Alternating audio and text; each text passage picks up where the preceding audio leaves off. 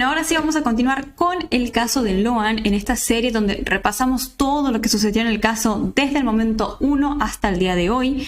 Nos quedamos en el capítulo anterior en los primeros días de septiembre, así que vamos a continuar directamente desde esa parte. Si no vieron nada de la serie y les interesa ver todos los episodios, los invito a ver la lista de reproducción que se llama Loan la serie básicamente, porque como les decía, ahora vamos a retomar directamente desde donde nos quedamos en el episodio anterior. Durante estos días, Antonio Benítez, el tío político de Loan, por ser el marido de Laudelina, amplió su declaración indagatoria.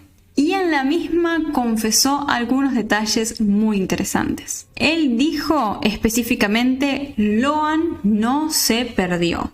Como dando a entender lógicamente que alguien lo secuestró, se lo llevó. Y en base a eso menciona detalles muy interesantes Benítez sobre el comisario Maciel, quien también ya estaba detenido para ese momento, recordemos. Benítez dijo que Maciel siempre andaba por ahí, siempre acompañado durante las búsquedas de Loan. Pero justo casualmente, en el momento en el cual encontraron el botín, ese botín que ya se sabe que fue plantado, Maciel estaba completamente solo, no estaba acompañado de nadie más. Y esa es una casualidad demasiado conveniente para alguien que estaba a cargo supuestamente de la búsqueda oficial del niño.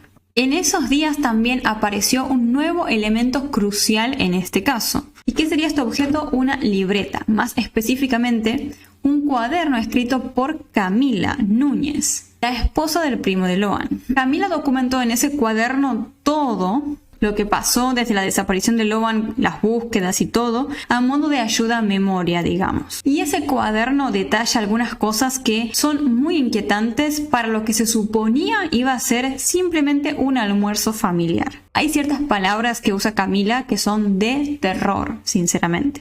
Camila en ese cuaderno describe que alguien tomó la iniciativa de llevarse a todos los niños hacia el Naranjal. Dice que esta persona hizo tareas de avanzada y ejecutó un efecto pinza en el Naranjal. Y esta frase es espeluznante, ¿no? Efecto pinza. Porque pareciera ser una terminología como casi militar al hablar de, por ejemplo, rodear a un objetivo. Como que todo esto suena que hubo una logística, un plan muy bien armado para llevarse a uno de los niños de ese Naranjal. Y pruebas que nos lleven a pensar que todo esto fue un secuestro, obviamente hay un montón, porque sabemos que si se levanta un niño con este efecto pinza, como se describe en el cuaderno, después hay que trasladarlo a otro lugar. Y recordemos lo que sucedió con el vehículo de Pérez y Cayaba, asistente al famoso almuerzo. Perros rastreadores detectaron olor de Loan en 2 de los vehículos pertenecientes a esta pareja. Y uno de esos vehículos era un 4K que fue utilizado el día siguiente para viajar a la provincia de Chaco. Y esto coincide justo con un pedido que hizo la policía en esos días. Pues pidieron, la querella más que nada,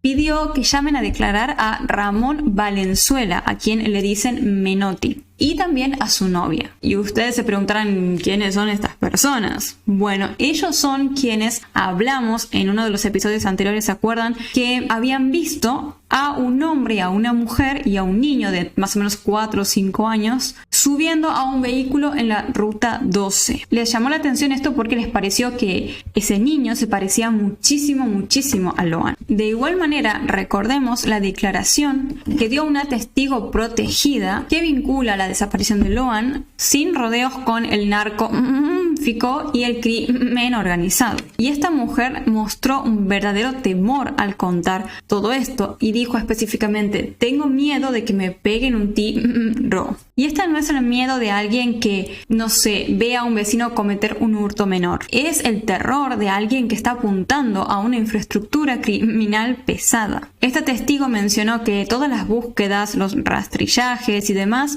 se estarían saboteando desde adentro, lo cual parecía tener mucho sentido cuando analizamos todo lo que fue pasando hasta el momento. Y otra cosa que declaró esta mujer para refrescar la memoria fue que habrían llevado a Loan para ocultarlo a una reserva natural que se encuentra frente a Goya. Un lugar que se dice es enorme y prácticamente imposible de peinar por completo, al menos que se arme una logística masiva. Esto nos lleva a pensar un poco en temas económicos, porque lógicamente si hablamos de un secuestro que está relacionado con organizaciones grandes, no lo van a hacer por nada, ¿no? Algunas columnas de investigación sobre tráfico de órganos y trata de personas dan algunos datos bastante escalofriantes. Por ejemplo, se dice que un riñón o un corazón de un niño encima puede llegar a valer cerca de $200.000 en Europa. En base a esto, se comenta que la trata de personas genera más de $32.000 millones anuales a nivel global. Es una locura de dinero si nos ponemos a pensar. Y según especialistas, y pensándolo de todos modos, nosotros con un poco de racionalidad nos podemos dar la idea de que la única forma de desbaratar algo así, de ese tipo, no es atrapando al eslabón más débil. O sea, por ahí a algunos involucrados como por ejemplo los tíos de Loan, etcétera, etcétera. Y hablando de Roma, recordemos que Laudelina declaró haber recibido 50.000 pesos argentinos, que en ese momento valían más que hoy, y la promesa de una casa por parte de un abogado, quien ya sabemos quién es, si ella declaraba lo del accidente. Y si estamos hablando de una red gigantesca que está operando y generando tanto dinero, podemos pensar que darle a una persona para que les haga un favor 50.000 pesos y una casa es nada. Entonces tendría como lógica. Al encontrarse por ahí con este hecho de que se viralizó muchísimo un caso que ellos no esperaban para nada. Y en medio de todo esto que sucedía, que se estaba hablando de estas organizaciones complicadas, apareciendo testigos y tantas pruebas que parecieran determinar que el caso se trató de un secuestro, los padres de Loan hicieron una solicitud bastante peculiar. Los padres de Loan, José Peña y María Noguera, a través de su abogado, solicitaron formalmente excavar una antigua tumba de un cementerio familiar cerca de la Ruta 12, justo de la Ruta 12. ¿Y por qué pidieron hacer eso en esa tumba tan particular? Bueno, porque ciertos lugareños les avisaron que había tierra que había sido removida recientemente. Y calculo yo también se habrá sumado el testimonio de estos testigos que les comenté vieron a una pareja misteriosa llevando a un niño muy similar a Loan. Según los padres de Loan, hacían este pedido por un lado con mucho dolor porque claramente tenían miedo de que aparezca su hijo sin vida, pero al mismo tiempo necesitando una respuesta, ¿no? Necesitando analizar todo, buscar en cada lugar que aparezca. Y es en esos mismos días justo cuando estalla todo el tema con Fernando Burlando. Recordemos que Burlando, este abogado súper mediático de Argentina, estuvo trabajando para la familia de Loan, pero en esos días se salió del caso y de una forma muy conflictiva. O sea, el abogado que hizo el pedido para excavar esta tumba ya era otro, no era más Burlando. La salida de Burlando generó un total escándalo mediático, pues él dejó plasmadas ciertas críticas durísimas en los medios. Afirmó que los padres de Loan ignoraron una pista clave que él les dio y usó para referirse a esto palabras textuales pero muy agresivas. O sea, Burlando básicamente dijo: a los padres de Loan esa pista que yo les di, que era súper importante según él, les un huevo. Y no se detuvo ahí, comentó que los padres ante la situación mostraron indiferencia y terminó todo con una condena lapidaria, asegurando que a los padres de Loan les esperaba el infierno y que nadie en la iglesia va a poder otorgarles el perdón. O sea, muy fuerte las declaraciones de Burlando de esa época, y no se crean que queda todo ahí, porque justamente la actualización que tenemos del día de hoy del caso de Loan es sobre Burlando y sobre más cosas, y empezó a sacar a la luz sobre los padres del niño, que ya vamos a estar viendo eso cuando lleguemos al momento de la actualización. No obstante, es bastante interesante porque les digo, justo se conecta con esta primera acusación mediática, por así decirlo, por parte de Burlando hacia los padres. Pero antes de eso vamos a continuar con la segunda parte de este episodio de la serie. Bueno, y ahora para la segunda parte de este capítulo de la serie vamos a estar haciendo, como siempre, de reaccionar a algún clip o noticia que haya salido en aquella época. Y hoy vamos a estar viendo este que salió más o menos por ese mes de septiembre, en donde se dice lo siguiente: Apareció muerto el chofer del padre de Loan, como dando a entender en un punto que fue una muerte misteriosa, pero no es en sí el chofer del padre de Loan, porque decirlo así suena como que, no sé, es de una persona de clase alta o algo así, que no coincide con el perfil del padre de Loan, entonces medio que no se entiende bien. Bueno, en realidad en sí no fue el chofer del padre de Loan, pero sí una persona que hizo algo muy particular durante la investigación y por eso llamó la atención como la supuesta noticia de su muerte. Pero primero vamos a ver la noticia y a medida que avance la vamos a ir como comentando y agregando más detalles. Recién con los hijos de Alejandro Pata. Es así. Antes que nada, saludos para vos, Pablo, para todo el equipo. Sí, hace un minuto nada más, por eso puedo salir antes. Me comuniqué me permitió que lo diga con Maximiliano para el equipo que tiene de 18 años. Y me estuvo contando y relatando cómo fueron los 18 años. A ver, contame porque es importante. Entendemos hasta ahora que es una investigación por una muerte dudosa, pero acá tenemos un testigo directo de qué fue lo que pasó en esa casa. Es así, él me comentó que en un principio, en el primer momento, Ahora, este sujeto que aparece aquí a la derecha sería el chofer, quien ya vamos a ver quién era en verdad, pero el supuesto chofer. Algunas discusiones de la familia, él se va con, digamos, la madrastra de ¿Pasó en esa casa? Es así, él me comentó que en un principio, en el primer momento, algunas discusiones de la familia, él se va con, digamos, la madrastra de Maximiliano, pero no para avanzado, y tiene una hija más pequeña, una mujer. Bueno, le dice que se va a jugar al padre, vuelve de jugar al padre, y le contaba a su padre que estaba muy mal. O sea, su padre estaba depresivo, hace tiempo, y muchas consecuencias también de la causa de Loan. En la experiencia misma, ¿no? Consecuencia de lo que pasó con Loan, el hombre, además de otras cosas seguro, desarrolló una depresión. Sí, o sea, yo le pregunté, estaba mal, sí, la verdad que estaba bastante depresivo en un momento. Él se encierra en una pieza, bueno, cualquier circunstancia que pueda pasar, yo le solicito, puede ingresar, al que nadie tiene que hacerlo, puedo entrar a la misma. Y en un punto, porque le pedí al lado, porque me salió a la casa de un amigo, chico que tiene 18 años, ¿no? Sí. Él ingresa a la habitación, ve que está arriba en una clon, justamente en una parada, dice que sale entonces de la habitación y realiza 10 disparos en la cocina de la casa, 10 disparos. Obviamente, en esta circunstancia, escuchan los vecinos y demás, y preguntábamos a Maximiliano que esto lo provoca que la policía venga. Bueno, entonces él inmediato va hacia la policía. Va hacia primero trata de calmar al padre, ¿no? Sí. Maximiliano trata de calmar a su papá que acababa de disparar 10 veces dentro de su casa. Una locura. Dentro de su casa, disparó 10 tiros dentro de la casa, ¿sí? Bueno, y ahí igual, él se va rápidamente, cuando lo ve calmado, se va rápidamente. Pero a la nada fueron los disparos así como al techo o qué. A la policía y decirle que seguramente se van a entrar en esta situación y que traten de lograrlo de una manera prudente para que no complicar las cosas. Y también va a la casa del fiscal, comentaba, y toca el timbre y no encuentra tampoco el fiscal. Vuelve hacia la casa y al rato que vuelve aparece un móvil de la policía que sale Maximiliano diciéndole vamos a manejar las cosas con calma para que esto no pase mayor, ¿no? Claro. Dentro de esta situación que se da, como que se están manejando, ven que está tomado también por parte de la policía, se va a la policía, Alejandro va hacia la casa al lado, donde estaba su nueva mujer, le consulta a ella si ella fue la que había hecho la denuncia de la policía, y dijo que no, había sido uno de los vecinos, le hace la misma pregunta al hijo, en este caso también dice que no le quiso pagar, digamos, y en el mismo momento, él le cuenta que le había pasado situaciones similares, que a veces las cosas son muy injustas en la vida, o sea, una serie de cosas, ¿no? Hablando con respecto a esto, que por ahí él aguantaba muchas situaciones injustas que por ahí estaba viviendo, y se sienta al lado de él, y ahí es donde él me dice lo siguiente. Él se apoya la pistola, a la altura del corazón, y se efectúa el disparo. Él cree, o sea, es lo que me dice a mí Maximiliano, que fue un accidente, que él no lo hizo con intención. ¿Será? Por la situación que estaba viviendo, no se dio cuenta que estaba con un seguro, y él cree que se le escapó. Estos políticos sentados al lado. Tremenda reunión que estás haciendo, Rafael, que pongo un punto acá.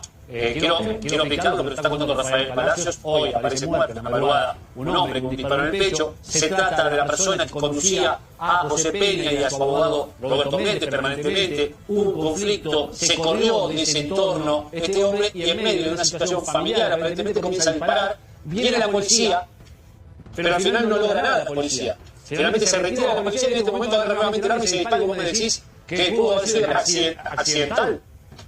A mí me parece... Ya vamos a ver más datos sobre quién era específicamente. No es tan así como lo describe el periodista, pero bueno, sí es verdad que no era como el chofer, como les decía, del padre de Loan. Estaba sentado en la vereda, al lado de él, que, bueno, dice, yo no quiero que nadie pague por mi esposa, en un momento ya tuvo alguna otra situación con su pareja anterior, que me han hecho también, aparentemente, bueno, que no viene el caso, ¿no? Pero lo que me daba a entender es que no quería pasar por esto. Entonces, se apoya el arma en el corazón, y él cree, según él dijo, que accidentalmente se dispara, porque quizá el padre no sabía que el arma estaba en la... Esto me aclara. ¿Y qué pasa? ¿Por qué? Dice, porque te explico por tal, porque hoy, justamente, a la noche, yo me recibí el secundario y hoy me entregaban el diploma. Rafa, el hijo te cuenta que hoy le entregaban el diploma. Entonces no puede creer que se vaya a querer matar el día anterior a esto, ¿no? Y sobre todo, bueno, ya está también de la preparación de la reunión. Y lo que pasa es que muchas veces cuando una persona se quiere quitar la vida no racionaliza tanto ese tipo de cosas. Es como algo más, no sé si usar la palabra impulsivo, porque no sé que es un tema delicado y no quiero pifiarle con el término, pero como que, no sé, no hay tanto razonamiento de ese tipo de cosas. Rafa, contanos qué le dice el hijo después de los 10 disparos. Cuando él dispara al piso, al techo, a la pared, Eso es un brote, ¿no? tiene un brote ahí. Tiene un brote. ¿Qué dice? Mira, después que hace eso, él intenta quitarle el arma y también de alguna manera intenta que se calme. Y el padre se calma. Cuando él lo ve calmado, ya lo ve tranquilo, ahí es donde él va hacia la policía. Él le dice, Rafa, sí, pero se calma, ahí vos decís se calma, pero ¿qué es lo que dice al momento de calmarse? ¿Cuál es la explicación de los 10 tiros, más allá que sea un brote o no? ¿Cuál es la charla que tiene? No tiene ninguna charla, solamente él le pide, el hijo le pide que se calme, que no alimenta nada al padre. Y ahí es donde, cuando lo ve calmado, él se va que la policía no vaya a tal lugar y que esto se transforme en algo peor, ¿no? Eso es lo que Bueno, y finalmente sucedió algo peor. Más temor. No, y porque vos tenés una persona, ¿qué te pasó? ¿Qué te pasa? Si vos tenés, a ver, digo, en todos lados, si vos tenés una persona que empieza a los gritos en su casa, la policía tiene que, por lo menos, sobre todo para resguardando a la persona que está tirando y disparando y al respeto de la familia, tendría que haber hecho algo. O sea, no irse a Pablo, por lo menos sacar Mi hijo no se la saca por temor. Sí. O sea, porque si no, se dame el arma, papá. O sea, ahí probablemente había una actitud donde no quería entregar el arma, más allá de todo, había bajado del brote, pero el hijo no se la saca. Pero la policía, cuando llega, tiene que sacarle el arma. Es raro, eso es raro. Sí, pero por eso te digo, yo me guío siempre por el relato. Del brote, pero el hijo no se la saca. Pero la policía, cuando llega, tiene que sacarle el arma. Es raro, eso es raro. Sí, pero por eso te digo, yo me guío siempre por el relato. Sí, no, y sabes que ayer, yo le agradezco también, más allá del momento de confianza que tuvo con mi persona, y me llamó para contarme cómo eran los hechos.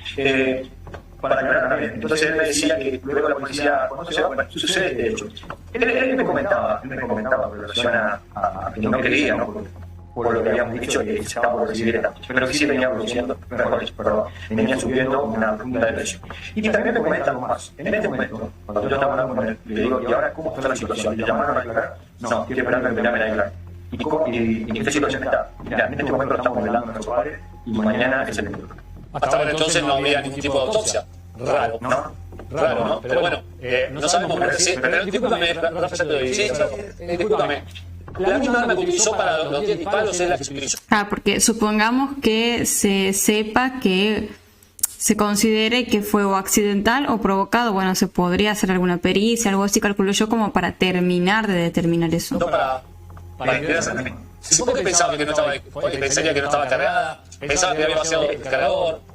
Eso, bueno, digamos. Sí, es que es raro eso también, como que justo se apuntó al corazón y sucedió eso del accidente cuando, o sea, deduces que eso tiene balas, digamos. Es el relato del hijo. Quizás a veces, ¿no? Ante una situación traumática no había que aceptar una cosa, ¿no? Claro, pero hay un mensaje previo, ¿no? Hay un mensaje previo que... bueno, me gustó el mensaje. A ver, ¿qué te me gustó relacionado con el mensaje. Le dije, ¿vos habías visto el mensaje? Porque yo le dije que había hecho esta información, este posteo en base a ese mensaje, ¿no? Sí. Y él me dijo, yo no estuve viendo las redes sociales ni conocía ese mensaje. Yo no lo conocía. Quizás ¿Qué mensaje? el mensaje que le pidió en el momento en que se encerró la estación previa actual de disparos en la cocina. Volvemos a poner el mensaje al aire, por favor, porque estamos hablando en este momento con Rafael Palacio, que nos está dando detalles, la verdad que muy... Ok, dice, no creo llegar a pasar las fiestas. Si ofendí a alguien, pido disculpas y si alguien se lo merece, Que Dios lo preciso de lo que perdone. pasó en esa casa. No creo llegar a pasar las fiestas. Si ofendí a alguien, pido disculpas. Y si alguien se lo merece, que Dios lo perdone. ¿Qué mensaje? Es tremendo. Y ese está, viste, que es cazador, mirá la imagen, digo, no es... Esto es un mensaje, a ver, ubiquémonos en el horario, más allá de que ahora aparece como 7 horas antes, pero este es un mensaje de ayer a la tarde, porque esto ocurre a la 1 de la mañana, es un mensaje de ayer a la tarde. Sí, esto fue 7 horas, claro, o sea, nació en ese tiempo más o menos. Muy bien. Por eso te decía, es muy probable que el mensaje, si lo había escrito cuando estaba en la creación de Abraham. Antes de continuar, Pablo, yo quería, obviamente, enviar mis condolencias a su familia, a su pata, y agradecer a Maximiliano que muy urgentemente quería brindar este testimonio para lograr una cosa. Está el dato de hoy y está el diablo y que no hay pericia. No hay pericia, claro, que decíamos. Debemos decir de acá a Maximiliano, que 18 años tendría que estar recibiendo. Ay, pobrecito. Los que conocimos al viejo sabemos que era un buen tipo. Que se lleve eso, Maximiliano, de los que lo conocimos, lo poquito que lo conocimos, desinteresado, subió a la camioneta, que nunca pidió cobrar, es decir, nunca pidió dinero por sus servicios. Pero bueno, después hubo una situación en donde gente cobró un horario, sé que sí, que no, bueno, no me voy a meter en esa cuestión. Pero te pregunto, sí, Rafa, para ir cerrando, porque estamos en contacto con otra Corea de esquina. Vos sabrás que él detestaba las injusticias. ¿Sabes de cuáles eran las injusticias, según Alejandro Pata, respecto a lo que había sucedido en el caso Loa? Mirá, lo que él dijo me relataba, me decía, él varias veces anoche hablaba de las injusticias, estaba cansado de las mismas. Sí, son las palabras que en varias oportunidades en el relato, justamente esta es la palabra que más ha utilizado, ¿no? Las injusticias. Algo que pasó en el caso Loa, me dijo, él cambió luego del caso Loa. No podía andar más, obviamente, debido a la situación, me dice, y como que se sintió de alguna manera mal luego de este hecho y no podía soportarlo. ¿No? Actualmente, lo que había entregado con las causas que claro. Pero no quiso además, o sea, no entiendo que entendí que la pareja de Pata vivía al lado, estaba al lado de... No. La pareja vivía con él en un momento cuando ocurrió la situación, va a casa al lado. Entonces, Pata va a la casa del vecino, Alejandro Pata, a preguntarle si era una la que hizo la denuncia. ¿Qué testimonio te sabe que usarlo a Pata, Rafael, te consulto lo siguiente, porque digo, estamos hablando del hijo que te comenta que estaba haciendo las injusticias, estamos hablando del hijo, a mí lo que no, apelo a tu intuición o a lo que viste o a lo que se planteaste. A mí me da la sensación de que el accidente fue el tiro, no el 11º o el 12º. Más con este testimonio que estamos viendo, con otros aparentes antecedentes, ¿qué leíste ahí? ¿O qué pudiste observar? ¿Qué entendiste? Mira, yo creo que, ahora voy a asesorar un poco, quizás el hijo, en un momento hablaba, inclusive y todo, como que estaba todavía bajo el estado hecho, y quizás no puede asumir la situación que ocurrió, parece, lamentablemente, se ha quitado la vida delante. Entonces, me parece que a veces la psiqui lo que hace es que uno, para este traumático, de alguna manera lo vea como un accidente total. Es como que intenta justificarlo de alguna forma o darle alguna vuelta, ¿verdad? Sí, la noche. Sí, la noche recibía el blog. Bien, Rafa, Palacio, te agradecemos. Vamos a leer algunos comentarios que están exageradamente interesantes. Les diría que lo realmente interesante de todo esto está en los comentarios más que otra cosa. Dice aquí, bueno, no es el chofer del padre de Loan, lo que les decía, era un colaborador. Y por acá alguien nos da más detalles. Alejandro se ofreció para llevarlos desde un principio porque no tenían movilidad. De allí el título que se le lee terriblemente como de chofer, pero más que nada era capaz un vecino, una persona que se ofreció a llevarlos a los padres de Loan a ciertos lugares por la situación en la que estaban pasando, ¿no? Y hay muchísimas personas además diciendo que no le creen nada al periodista Rafael Palacios, y sospechan de que hay algo mucho más oscuro detrás de la muerte de este señor. Aquí hay alguien que dice lo siguiente: me parece un libreto. Que le realicen autopsia. ¿Por qué lo van a velar sin autopsia? A él lo silenciaron. Déjate el cuento. A eso le falta un gran pedazo.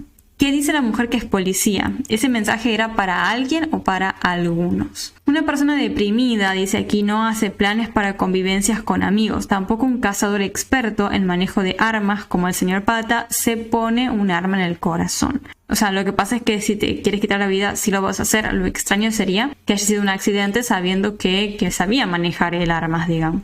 Dicen aquí lo siguiente: investiguen a su mujer, que es policía. Toda la policía de Corrientes involucrada. Por eso se fueron. ¡Qué corrupción! Por acá otra persona comenta, Rafael Palacios, justo él haciendo el relato con lo mentiroso que es. Bueno, cuéntenme ustedes entonces qué opinan sobre esto. Y más que nada también es interesante verlo ahora, el clip, porque después, más adelante en el futuro, en lo que sigue de la serie, vamos a ver algunas cosas similares que pasaron. Pero bueno, coméntenme a quién le creen. ¿Le creen a Rafael Palacios o creen que detrás de toda esta historia hay algo más oscuro que no sabemos y quizás esta muerte de este señor haya sido de otra manera? La realidad es que pasaron tantas cosas turbias en torno al caso de Loan que yo siento que nos podemos esperar cualquier cosa. O sea, llama mucho la atención toda la situación, como que él odiaba las injusticias, todo lo que se estaba viviendo, como que me late a que algo descubrió. Eso es como que me genera esa sensación, pero bueno. Coméntenme qué opinan ustedes y bueno, hasta aquí llegamos por el día de hoy con este capítulo de la serie del caso de Loan. Vamos a esperar al siguiente para ver qué más sigue sucediendo durante el mes de septiembre del 2024. Vamos a seguir con una actualización del caso de Loan. ¿Y se acuerdan cuando hablábamos de la serie? Repasábamos todo lo que había pasado, les dije que se relacionaba con lo de Burlando. Bueno, efectivamente es así. En estos días, en vivo y en directo, los padres de Loan, María Noguera y José Peña, nuevamente volvieron a apuntar todos sus cañones en contra de quien fue su abogado, Fernando Burlando. Las declaraciones que dieron parecieran exponer una frustración que, se nota, llevaba meses acumulándose. Acusaron a Burlando de varias cosas muy fuertes. Por un lado, dijeron que Burlando, cuando estaba a cargo del caso, perdió totalmente el tiempo, que jamás presentaba la documentación necesaria en el juzgado y que hacía demasiado show en la tele. Lo acusaron los padres de Loan además a Burlando de utilizar el caso para mantener su perfil público, en lugar de enfocarse en la búsqueda real del niño. Y obviamente que Burlando no se quedó callado y les contestó a los padres de Loan. Como ya vimos en el episodio este de la serie que analizamos hoy, él desde un principio, cuando se separó del caso, hizo acusaciones muy graves en contra de los padres de Loan y al día de hoy las sigue sosteniendo. Él contestó en primer lugar que fue el único profesional que estuvo físicamente presente en todas y cada una de las audiencias que se hicieron en Corrientes. Subraya que él adoptó una postura muy exigente ante la justicia, desafiando así un poco la narrativa de la familia de Loan. Burlando luego les lanzó una recomendación a los padres de Loan que, leyéndola en el contexto de un niño que lleva desaparecido más de 20 meses, y suena bastante dura, la verdad. Dijo específicamente, les recomendaría a ustedes, padres de Loan, básicamente, que lo busquen, que busquen a Loan. Como dando a entender que en realidad no lo están buscando, ¿no? Y además añadió un recordatorio sobre un consejo previo que él supuestamente les dio en su momento, que es que no se junten con la política ni con los sospechosos. Y no se quedó ahí, siguió Burlando con algo muy duro. Dijo que si la familia de Loan continúa atacándolo, no va a tener ningún problema en empezar a reflotar muchísimas cosas del pasado. O sea, es muy loco porque pareciera dar a entender como que él tiene ciertas pruebas o ciertos datos que podrían involucrar quizás seriamente a los padres de Loan. Y es muy loco que se ponga a decir todo esto justo que estamos más o menos en las vísperas de un juicio oral por el caso, ¿no? Los padres de Loan hoy en día, lógicamente, no se encuentran representados por Burlando. Vimos que lo dejó a él hace muchísimo al caso. Y están representados actualmente por un nuevo equipo legal mezclado por los abogados Alejandro Becchi y María Belén Russo Comara. Y este equipo elaboró una estrategia para intentar acelerar esa máquina tan pesada que es el Estado. Hicieron un pedido profundamente simbólico y urgente al mismo tiempo. ¿Se acuerdan que vimos que habían dicho que el juicio iba a empezar en octubre? Que esto fue rechazado y pidieron que se haga lo antes posible. Bueno, los abogados formalmente pidieron que el juicio comience el día 8 de mayo de 2026. Una fecha que está cargada de cierto simbolismo, porque el 8 de mayo sería el día en el cual Loan cumpliría 7 años. Solicitaron además nada menos que 40 jornadas de debate consecutivas e ininterrumpidas. Y hasta pidieron incluso dejar la posibilidad de sumar días, incluso si son durante la feria judicial. La respuesta del Tribunal Oral de Corrientes ante este pedido fue muy corta y fría. Dijeron básicamente que este pedido era totalmente impertinente. Bueno, podemos entender que lo rechazaron, ¿no? En algún punto. Es por eso que hasta el día de hoy, al menos, la fecha exacta del juicio sigue siendo una incógnita. Como vimos en videos anteriores, los magistrados deben coordinar sus agendas con equipos técnicos y además lidiar con otros debates que tienen de gran envergadura. Finalmente, María Noguera, la madre de Loan, hablando nuevamente para terminar con este tema de Burlando, dijo que ella sí sintió como nuevos aires en la investigación desde que cambió de abogados. Ella cuenta que al inicio sentía que no iba ni un perito a investigar ni a hacer nada, y que con este nuevo equipo tuvieron la oportunidad de que llegara un especialista que hizo todo rápido y bien. Claro que obviamente esto se llevó a cabo mucho tiempo luego, básicamente 20 meses después.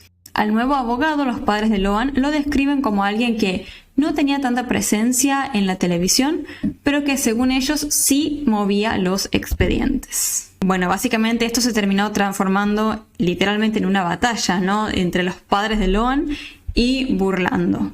Pero lo que a mí me llama más la atención es la actitud de Burlando, como que él pareciera estar muy seguro de lo que dice. O sea, son acusaciones muy graves las que él hace en contra de los padres de Loan.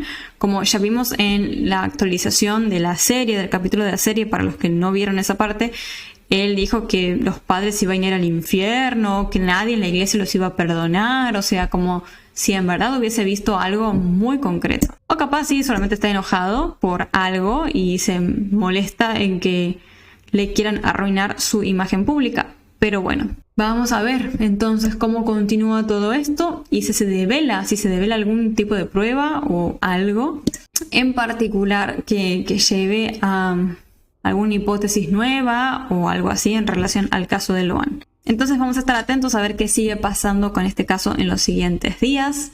Por ahora esto ha sido todo por el día de hoy. Bueno, ahora sí vamos a continuar con un nuevo episodio de la serie del caso de Loan. Esta serie que estamos haciendo donde repasamos todo lo que pasó en el caso desde el principio hasta, bueno, vamos a llegar hasta el presente en su momento, ¿no? Sé que muchos de ustedes por ahí se pierden cronológicamente con el orden de la serie, según estuve leyendo. Y para eso hay una lista de reproducción en el canal que se llama Caso Loan, la serie, donde está todos los episodios ordenados en, bueno, cronológicamente, básicamente, desde el primero que salió hasta el último. Pero además, para hacer todo un poco más sencillo y comprensible, digamos, voy a tratar, digamos, de poner como el número de episodio y más o menos las fechas, ya sea en la miniatura o en el título. La realidad es que en el título se complica un poco porque YouTube te permite muy pocos caracteres, así que voy a ver si lo puedo incluir en la miniatura y voy a ir actualizando todas las demás miniaturas de los otros episodios como para que sea como una ayuda visual, además de la lista de reproducción, aunque para mí siento que lo más práctico es la lista de reproducción, o sea, como que es más fácil. Pero bueno, como un extra. Y también les voy a estar diciendo más o menos en qué fecha nos encontramos al inicio de cada episodio. Como ahora, en este momento vamos a estar viendo lo que estuvo pasando a mediados de septiembre del año 2024. Es decir, más o menos cuando Loan llevaba ya 2 meses desaparecido. Para arrancar con este episodio en sí, me gustaría que se imaginen esta escena en particular.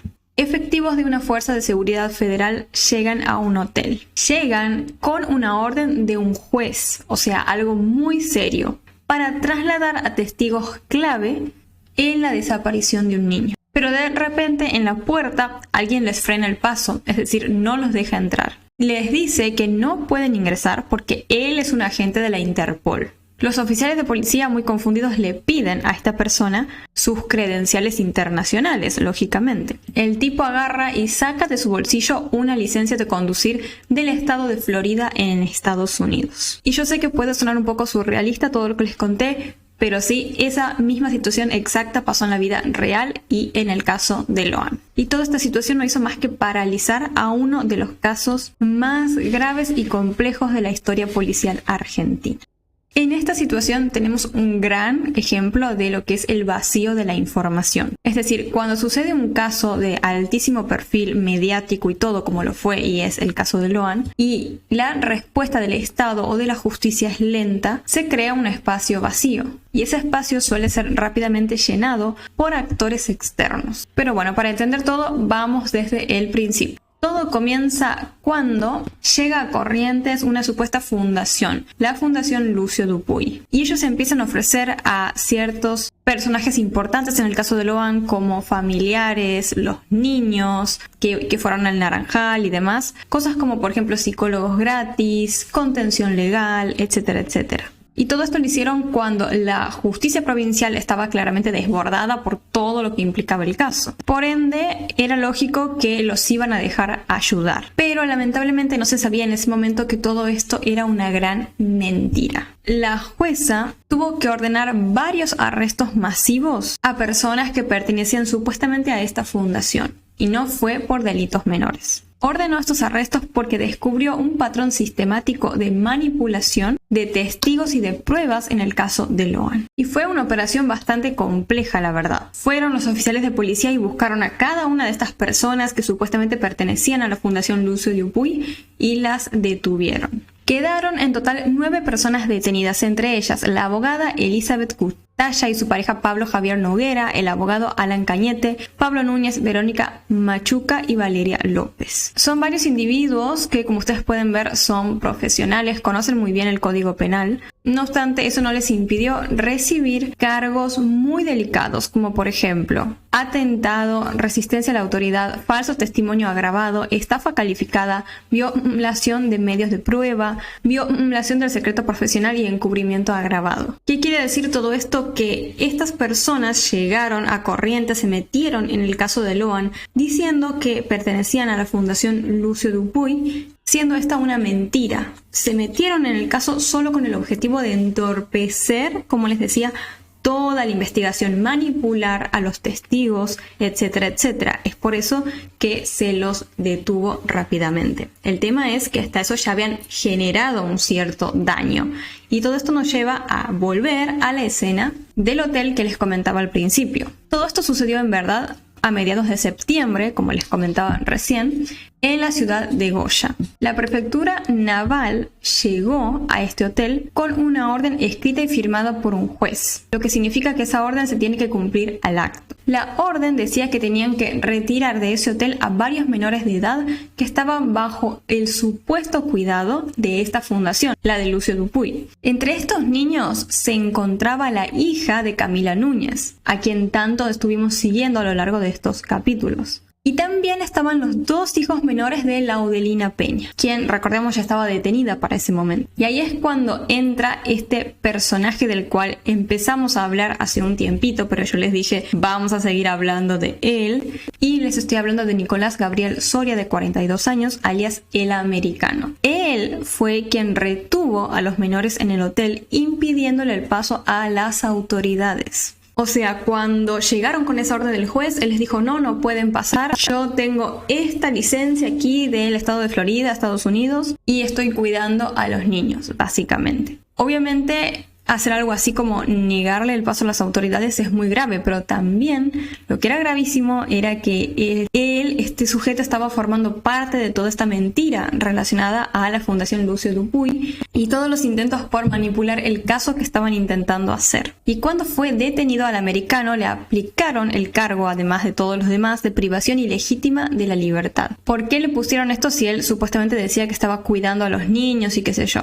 Porque la privación ilegítima de la libertad no requiere que, por ejemplo, hagas algo así como meter a alguien en el baúl de un auto al estilo película de Hollywood, sino que jurídicamente significa restringir el derecho constitucional de libre tránsito de una persona sin tener la autoridad legal para hacerlo. Y él, al intentar evitar que los niños y las demás personas salgan de ese hotel, básicamente hizo eso. Es decir, ni él ni la Fundación Lucio Dupuy tenían la custodia legal, por ejemplo, otorgada por un juez de familia para retener a esos niños ahí y negarles totalmente el acceso a las fuerzas federales. Bueno, lo importante es ver aquí cómo con todo lo que hicieron estos personajes que se metieron, haciéndose pasar por miembros de la Fundación Lucio Dupuy y todo, entorpecieron la investigación y el caso de Loan.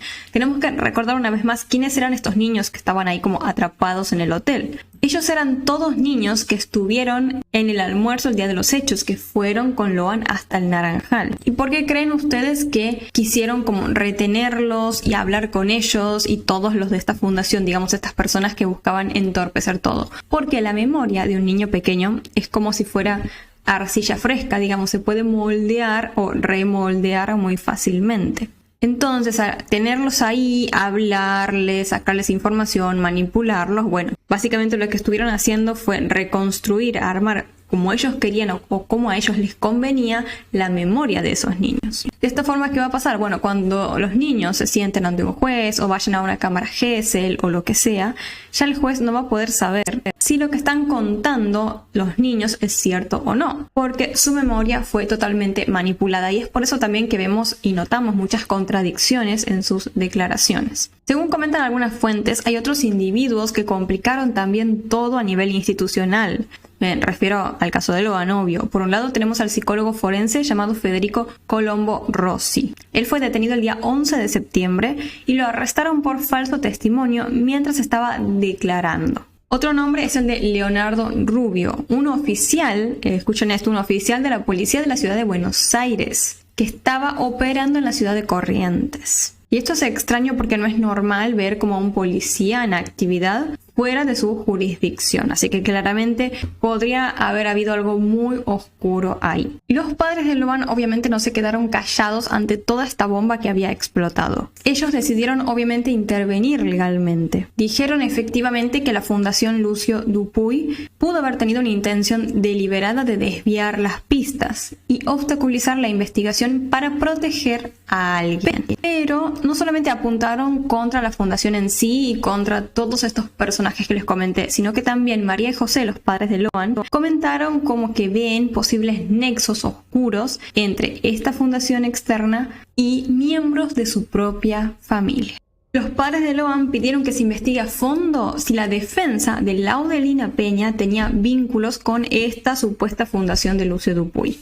Y entre los nombres de la defensa, adivinen el nombre de quién aparece o qué figura aparece. La de la abogada Delfina Taborda. No sé si se acuerdan de ella, pero hace un tiempo, en uno de los episodios de la serie, de hecho, vimos una entrevista que ella dio contando, bueno, que estaba siendo la abogada de la hija de Laudelina y, bueno, básicamente defendiéndola, diciendo que capaz el plan era llevarse a su hija, que ella estaba con mucho miedo y todo eso. Esta es una abogada muy jovencita, de hecho en su momento tenía creo que 22 años. Y bueno, los informes para ese momento indicaron que además de todo esto, ella participó activamente en persona en los rastrillajes en Corrientes. Entonces como que todo, o sea, ya para mí a esta altura del partido, con todo lo que venimos analizando, siento que la hija de Laudelina de igual manera está involucrada en todo esto. O sea, me parece una persona bastante oscura, la verdad, y como que estas cosas van sumando, ¿no? O sea, es como si fuera que todos los que estaban en el almuerzo, excepto los padres y la abuela Catalina, por ejemplo, que la podremos excluir, sabían lo que iba a pasar. Me va dando como esa sensación. Y todo eso fue como resumidamente lo que sucedió con esta supuesta fundación Lucio Dupuy, cómo y por qué detuvieron a estas otras personas, que va a ser importante obviamente tener conocimiento de ellas, porque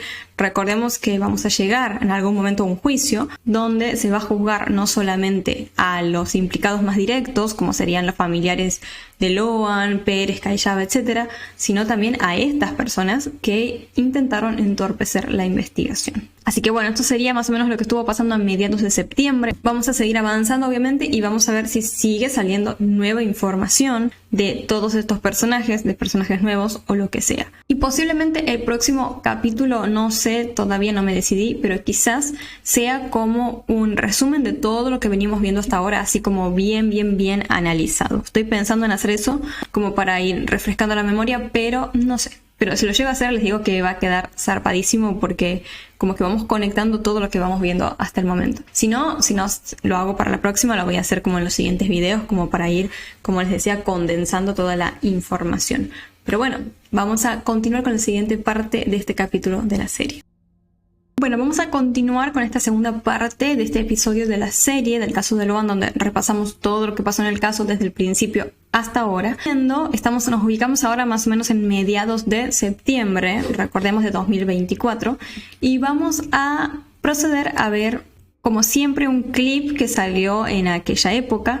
Y para hoy tenemos donde se dice que encontraron una pulsera de Loan. Y uno podría decir, y obviamente ya se encontró el botín y todo, que sabemos que fue totalmente plantado, pero en este caso, ya habiendo pasado tantos días de la desaparición y con todo lo que sucedió, dudo mucho que también la hayan plantado. Por ende, estaremos frente al hallazgo de una prenda real de Loan en algún lugar quizás clave. Vamos a verlo ahora. Tomás, lo que Cristian quería mostrar, acá la tenemos. No se da problema. Eso es un poco más grande que Cristian. No, pero escúchame, acá estamos viendo entonces, donde está indicado, acá el puntito rojo, es donde se encontró en cita, que como esta, todos o muchos. Ahí está el auto 12, mirá. Ahí está el auto 12, no sabemos dónde está la Naranjal acá, que la tenés que ubicar. Ah, paren, cerca de la ruta 12. La ruta 12 está siendo muy significativa hasta ahora en el caso. Recordemos que hubo unos testigos que dijeron haber visto a una pareja subiendo a un niño muy parecido a Loan en un auto, ¿no? Ahí en la ruta 12. Lo tenés que ubicar a donde estaría el Naranjal. Bueno, tenemos Entiendo que hay, a ver. tenemos la ruta 123, acá tenemos el camino. Sí. Esta es la ruta 123, acá tenemos el camino hacia el Naranjal. Sí. O sea, hacia la casa de la abuela, lo vamos a seguir avanzando porque, a ver, es un tramo que uno en auto lo hace en 20 minutos, pero caminando, estamos hablando que es un tramo, no por las calles y por todo el trayecto parece más cerca, pero no lo es. O sea, que caminando, acá estamos hablando de otro tipo de tiempo, ¿no? Pero ¿a dónde encontraron? ¿A dónde encontraron la cinta? Ah, no. Estamos aplicando estas coordenadas que están en la acá tenemos, por ejemplo, la tapera. Acá tenemos la tapera, la escuela. La famosa tapera. Acá está el camino hacia lo de la abuela. Seguimos camino a la abuela hasta llegar hasta el Naranjal. Bueno, el Naranjal estaría acá, el Naranjal. Este es el Naranjal. Ok. Este es el Naranjal, acá está el Naranjal. Y lo vamos a invertir. Es lejos igual, es la tapera del Naranjal, porque uno lo ve en Maps ahí, parece poquito, pero caminarte eso, o sea, es bastante. Para que se entienda dónde estaba esta cinta. Ahí está, lo corremos en dirección para la ruta. Ahora lo vamos a hacer un poquito más. Ahí lo ponemos. Bien, tenemos el camino. Ahí está, la tapera, el Naranjal. Y en dirección hacia la ruta número 12, o sea, la rotonda en diagonal, en el sentido ahí encuentra esta cintita roja. Ahora, lo importante es Ya me perdí yo, la verdad. ¿Dónde fue que encontraron la cinta roja?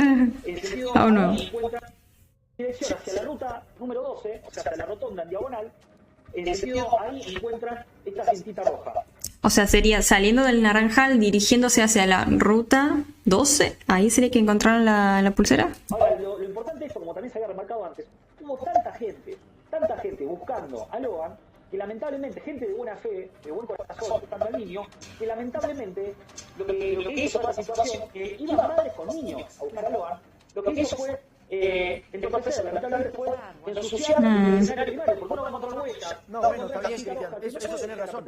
Eso tenés razón, pero si la cinta de niño se quiere, no se puede confirmar eso. Ahí es importante que Claro, o sea, hay que ver si es una cintita roja, sino más genérica. Bueno, se podría dudar. El tema es que hay que ver cómo era la pulsera que tenía Loan y compararla, ¿no? Por ahí tenía como un detalle muy particular, era, no sé, tenía alguna característica que pueda llevar a pensar que es la misma. remarcar nuevamente que dice que ninguno de los dos organismos lo tiene, ¿no? Entonces, si ninguno de los dos lo tiene, ¿quién lo tiene para todo esto? Y es importante saber esto porque además cada objeto que se encuentre para tener un valor especial se trata como una cadena de historia. Entonces, esto es lo que nosotros vamos a indicar, es por dónde pasó, por quiénes pasó, qué día pasó y qué hora que pasó. O sea, nos da un track completo de esa evidencia. Bueno, hay que rastrear dónde está esa evidencia y si aún no se analizó, estamos a hacer rato. No, eso está grandísimo. Como aparte se integra cualquier tipo de prueba. Ahora, evidentemente lo que nos dicen es, entiendo ver la lectura como yo lo que dices, también puede ser que otro nene, porque dijiste que había niños con madre, puede ser que nene. Sí, pero aún no hubiera empezado a hablar de eso, José. Vos decís una persona que pasó un día antes, un mes antes o 3 años antes. Lo que vos tenés que hacer es analizar automáticamente por qué tardaron tanto tiempo. Porque por más que la madre diga, eso es de mi hijo, tampoco se prueba. No, claro, pero el tema es ver si la encontraron ahora, es decir, a mediados de septiembre, o si fue hallada 2 meses atrás y recién ahora la están queriendo como analizar. Una pericia. ¿Estamos para hacerla? Sí, ya estamos para aprovechar el estado de conservación, quién la tiene, cuál es el organismo y cómo está todo. 99 días después, ponele que 90 días después de esa muestra de esta. No hay rastro genético alguno, más allá de que es un bochorno que no tengan la licencia, alguna de las dos fuentes. Era un delito esto. Che, en serio, no empecemos a... ¿Están diciendo nuestros agentes, nuestros periodistas? ¿Están nombrando esto tras delito? ¿Y todo esto pasó de largo? ¿No es un delito de la fiscalía o quien ha tenido el periodismo? Si pasó por parte de cualquier fuerza sería impericia, porque nosotros tal vez podríamos haber tenido otro resultado en base a ese peritaje de cuándo se realizó. O sea, es importante saber ¿no? que actúa el organismo y se puede ir contra ese organismo. Bueno, ahora, Cristian, no vi, digamos, la cantidad de kilómetros, obviamente, bueno, pero es un poquito más apartado del lugar de Naranjal, y es una de las últimas pruebas físicas de las cuales podemos hablar. Sí, porque si después estamos hablando de huellas, es incomprobable saber si era el Loan o no, o si era el que se portaba de Loan. Bueno, ahí en sí, porque debe haber aparte 800 huellas en esa zona. Lo importante acá es que hay una cuestión que yo creo que es fundamental, es el botín. En el momento que se haya un botín, la persona que encuentra el botín y la foto del botín. Hay tres cuestiones aquí, porque estamos hablando de la foto del botín, fue principalmente encontrado por la Marina, el botín. Después, Macarena encuentra el botín. Y después Maciel dice que encuentra el botín. La Audiencia publica en Facebook la foto de Macarena con el botín. Y después también lo borra, lo publicado en estado de WhatsApp, después lo borra. Pero el horario de esa foto que tenía la Audiencia, con el horario de la foto que tenía Maciel, no coincide. Y tampoco coincidiría la dirección que marcaría el estado de dirección en coordenadas precisas. Siempre hablamos de coordenadas. Cuando hay una... Bueno, ahí claramente hubo como todo un show con lo del botín. Pero vieron que aparte se encontraron unos mensajes que la hija de Laudelina le había mandado, no me acuerdo a quién, pero le había preguntado si ya habían encontrado el botín un día antes de que aparezca el botín, como dando a entender que sabía todo el plan, básicamente. Cuando escrito se escriben con coordenadas. Bueno, las coordenadas no coincidirían, o sea que estaremos hablando de dos imágenes totalmente distintas, tomadas en distintos lugares. El botín se encuentra, primero es el botín de Loan que se va puesto, ¿no? Hay que decir, no es un botín que no se va puesto, sino está confirmado que es el botín de Loan que tenía puesto cuando lo roban. ¿Sí? La dirección del botín, a donde se encuentra, ¿es la misma de la cadenita o de la cinchita roja? No, justamente todo lo opuesto. Por eso los investigadores estaban trabajando a ver si se puede... Claro, por eso que lo que yo estaba pensando, decía, bueno, el botín sabemos que fue plantado, pero quizás la cintita roja sí se le cayó de verdad a Loan. Llegar a visualizar. La verdad que es entender un poco cómo es 9 de julio, porque nosotros estamos hablando de que al lado ahí mandamos las imágenes de un pozo donde van a empezar a comenzar a brillar. Para, entonces hagamos un punto ahí porque la información que tenemos para compartir me parece la Cristian, de vuelvo con vos. La carpa. Un momento. Esta es la pulsera que vestía Loan cuando desapareció. A ver, esto es importante para ver las fotos de la que encontraron y la que tenía Loan. Lo mirábamos con luz porque ambas tenemos una, ¿no? A ver, es muy para tratar de... Pero no se ve nada. Las malas ondas, para cuidar a los seres queridos y a los niños se les suele poner aparte porque los miran mucho cuando son chiquitos. Para el mal de ojeo, como se le dice. Correcto. ¿Será esa? Bueno, A ver, es tan importante el elemento que estaba contando Eche y es tan importante lo que dijo recién Ezequiel. Las dos cosas son importantes. Eche dice, esto se encontró, se saltó una semana después, rumbo a la ruta 12. La primera hipótesis de que lo robaron al niño fue salida por la ruta 12. Además, hay mucho llanto, demasiado testimonio. Y Ezequiel dice, no, para, si eso fue en ese momento, digamos, recolectado y no fue analizado, ya es tarde, o sea, eso no sirve. Con lo cual, era un elemento contundente para decir... Claro, esto es cierto porque pasa esto lo que decía él, el perito, de la cadena de custodia. O sea, si vos vas a levantar una evidencia, eso se tiene que conservar de una forma. Si, por ejemplo, eso no se cuidó, lo tocaron más personas, cosas así, bueno, entonces, lamentablemente, quizás ni se pueda considerar evidencia por lo contaminada que puede llegar a estar.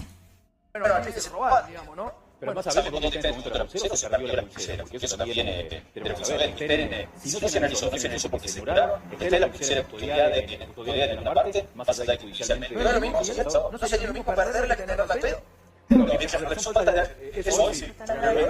una contundente que lo del botín, y el botín lo único que muestra es que plantar. Fíjate todo lo que dicen los abogados. Monty Hanson habla de rapto, Osuna habla de rapto, que es el devenir. Viernes mencionó rapto. Chilín habla de rapto, la familia de Loan habla de rapto. Ernesto González, que es el abogado de Pérez Caizaba, habló fascinado y dijo, no fue un accidente, y solo tenés a la teoría de Hugo que habla del accidente. Por lo cual, los abogados, fíjate que hablan de rapto porque no pueden decir fue un accidente o se perdió, tratan de no mencionar la palabra trata, pero hasta ahora todos coinciden en que tiene que explicarse quién se lo llevó y cómo. Claro, sobre todo hacen hincapié, justamente me parece importante lo que dicen, que hacen hincapié en la palabra rapto y no. Pasa que si no hay algo relacionado a la trata aquí, ¿quién lo secuestró y por qué? O sea, ¿cómo haces para mantener ese secuestro, entre comillas, con todo lo que está pasando si sos un individuo solo, digamos? Es complicado, es más fácil pensar que aquí hay organizaciones grandes y pesadas detrás de todo esto. Por eso mandan a personas a entorpecer la investigación, etcétera, etcétera. Porque si fuese rapto, quedaría solamente en una cosa intrafamiliar, como bien lo estaba diciendo incluso el abogado recién Monty, que decía que él tiene la sensación que fue más como algo entre la familia, como una cosa que queda entre ellos y que no tendría involucrado alguna red criminal que se lo haya llevado al banco del Sí, pero está buenísimo como marca también la postura de cada uno, que de hecho los abogados hablan, no quieren mucho mencionar la palabra trata, pero sí la palabra rapto. O sea, lo que están de acuerdo es que alguien se lo llevó. Ahora, no sea porque fue un conflicto entre familias, exactamente. Y eso es lo que te termina la figura penal después del rato del rato. Muy querido que habló de Puerto Narco. Lo mencionó a pasar que estaba secuestrando todo. Sí, en realidad lo charló Pierre también. Pierre, de hecho, pudo haber novedades en 2 semanas. Narco con el tema de detenciones, que luego como que quedó descartado. Nosotros habíamos hablado con una mujer del cabezón, no era, ¿no? El cabezón, cabeza. Bueno, veo que quedó relegado. Ahora puede ser impulso. Pero no se sabe si cabeza, por ahí es otra banda, narco, digamos. Pero como hablas de detenciones y venían por ese lado de detenciones, sí, lo que dice, mira, eso no lo descartemos. Y yo creo que sí lo está diciendo por algo, digamos, ¿no? Tiene que hacer la causa y hablar de conocimiento de la causa. Sí, no va a narco. No sabía que te tiene narco. Es difícil, vos sabés, y te lo pregunto también a Cristian, es muy difícil que un comisario no sepa de los movimientos ilícitos en los pueblos de Matachico, ¿o no, Cristian? Pero sí sabemos que están todos metidos, todo eso. Lo extraño de todo es que Maciel va a un lugar... Bueno, cuéntenme ustedes qué opinan acerca del hallazgo de esta pulserita roja. ¿Creen que es real, verdadera de Loan? O, bueno, sí de Loan, pero otro elemento plantado. Lo que a mí me llama la atención es como dijeron ahí que el hallazgo de la pulserita está como en un camino o en un lugar opuesto al del botín. Entonces no tendría sentido que si lo hubiesen querido plantar lo hayan hecho en esa zona opuesta. Por ende no vaya a ser que haya sido en serio la pulserita de Loan y nos esté dando un indicativo de qué camino recorrieron específicamente las personas que se lo llevaron.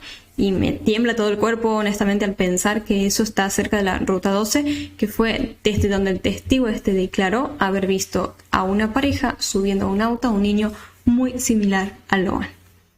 Así que bueno, esto fue más o menos lo que estuvo pasando a mediados de septiembre con todo este caso. Igual no fue poco, o sea, pasó de todo en realidad, hasta cosas bastante surrealistas. Pero ya vamos viendo como lo turbio que hay detrás de todo y que claramente, como les digo, empiezan a suceder estas cositas que nos llevan a pensar que no puede ser algo, como se comentaba ahí, intrafamiliar, algo chiquito. No, aquí hay algo grosso metido, porque si fuera algo intrafamiliar, ¿para qué hubiesen venido todos estos personajes haciéndose pasar por miembros de la Fundación Lucio Dupuy y a intentar entorpecer todo? O sea, no tiene sentido. Pero bueno, vamos a ver qué sigue pasando en los siguientes días mientras continuamos analizando el caso de Loan. Ahora vamos a continuar con una actualización del caso de Loan que estuvo pasando en estos días en la actualidad. Se supo que en estos días la Cámara Federal de Casación Penal rechazó un recurso que presentó la defensa de Antonio Benítez, el tío de Loan, tío político sería de Loan por ser marido de Laudelina. Sus abogados pidieron la prisión domiciliaria para él, argumentando la vulnerabilidad en la que quedaron sus propios hijos tras su detención. Se basan en el principio legal de interés superior del niño. Sin embargo, como les dije, los jueces rechazaron su pedido. ¿Con qué argumento? Dictaminaron que la defensa no logró demostrar la existencia de lo que se denomina un agravio federal. Un Un agravio federal es una figura jurídica que entra en juego cuando hay una violación directa a la Constitución Nacional o a los tratados internacionales. En este caso, básicamente, los jueces le dijeron a la defensa de Benítez: ustedes están intentando plantar todo esto de que los niños están vulnerables y no sé qué porque no están de acuerdo en lo que nosotros consideramos representa un riesgo que su cliente, es decir, Benítez, esté ahí en libertad en su casa, porque podría fugarse o entorpecer la investigación. Simplemente ahí hay un desacuerdo, nada más. No hay un agravio federal. Es decir, retener a Benítez ahí y no darle la domiciliaria no representaría ninguna violación a la Constitución Nacional por el tema de sus hijos, ni nada por el estilo. Sino que simplemente eso se sigue considerando que si él va a su casa, la causa entraría en riesgo porque capaz él podría entorpecerla o hacer algo desde ahí. Lamentablemente, como sabemos, al menos a hoy en día, el juicio principal por la desaparición de Loan aún sigue sin una fecha definida. Y eso es lo más grave de todo este asunto. Según se cuenta, uno de los motivos para retrasar todo es que se jubiló un juez, se dice. Y ustedes quizás se están preguntando, bueno, pero no hay algo para hacer, no puede, por ejemplo, simplemente otro juez de por ahí otra jurisdicción o lo que sea agarrar y hacer que el juicio empiece de una vez por todas.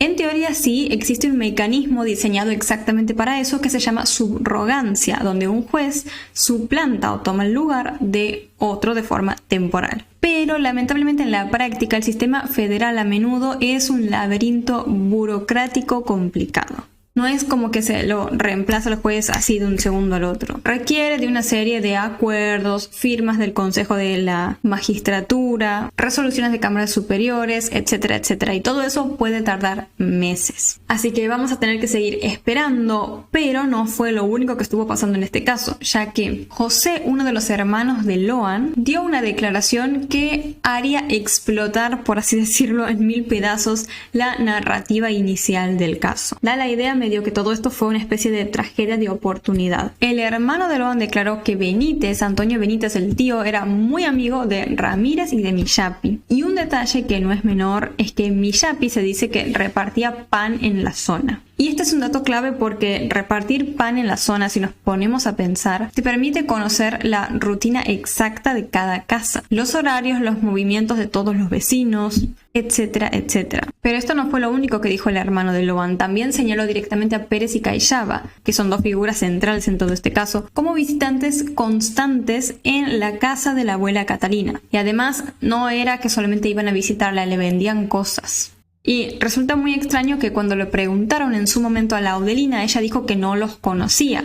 Y es raro que no ubiques a dos personas que van constantemente a la casa de tu madre en un lugar tan chico. Pero se comenta entonces que sí, que Cayllaba, Pérez y Laudelina se conocían y que Pérez y Cayllaba iban constantemente entonces a la casa de la abuela Catalina. Y se está viendo más o menos de que Cayllaba habría intentado convencer a Laudelina de que reclamara y se quedara con ciertas tierras que en realidad le pertenecían a su hermano, es decir, al padre de Loan. Y ustedes se estarán preguntando, bueno, pero ¿de qué le sirve a Cayllaba decirle a Laudelina que ella se quede con tierras del hermano? Hay una estrategia detrás de esto y sobre todo por parte de este tipo de personas que van a las casas a venderte cosas y así. La estrategia consiste básicamente en convencer a alguien del propio entorno familiar para que absorba esas tierras. Y luego personas como por ejemplo Pérez y Cayllaba van y se las compran a un precio súper bajo. Básicamente estamos hablando de personas, una pareja, un matrimonio o perfiles de personas en general que se creen muy vivos y utilizan su posición económica y de poder para manipular a otros que los consideran vulnerables o ignorantes. Hay otro fragmento del testimonio del hermano de Loan que parece sacado de una película de terror, les diría.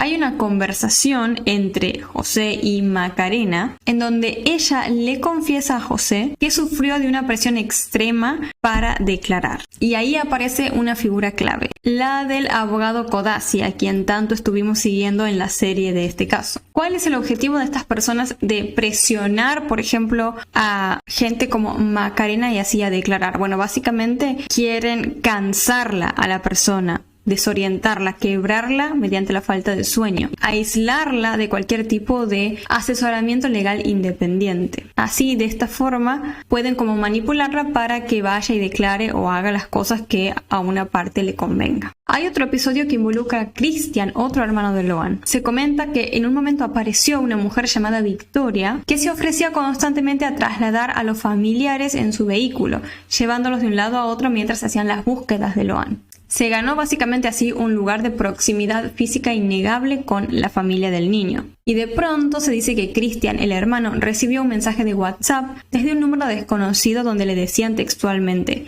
«Hola, ¿sos el hermano de L?». Él contestó que sí, que es su hermanito. Y le respondieron: «Él está bien, no alertes nada, o si no, no hay trato». José en ese momento intentó llevar este mensaje con la policía, pero Victoria, la mujer que andaba trasladándolos de un lugar a otro, se acercaba y le decía que no dijera nada. Otra situación que estuvo pasando fue en relación a los padres de Loan, y es que se empezaron como a difundir imágenes hechas con inteligencia artificial que mostraban que estaban deteniendo al padre de Loan, al hermano y cosas así. Entonces esto los enfureció muchísimo, ¿no?, a los padres de Loan, lógicamente. Y ellos, ya muy cansados, salieron a hablar, dieron un comunicado. Ellos dijeron que obviamente quieren que se hable, que se siga hablando del caso de Loan, pero lógicamente no buscan que se hagan este tipo de cosas que son muy fuertes, porque hoy en día uno ve una foto así nomás y puede llegar a pensar que es real, digamos, ¿no? Por otra parte, también comentaron que ellos están totalmente dispuestos a que se los investigue, que se haga lo que sea, incluso hasta que se los encarcele,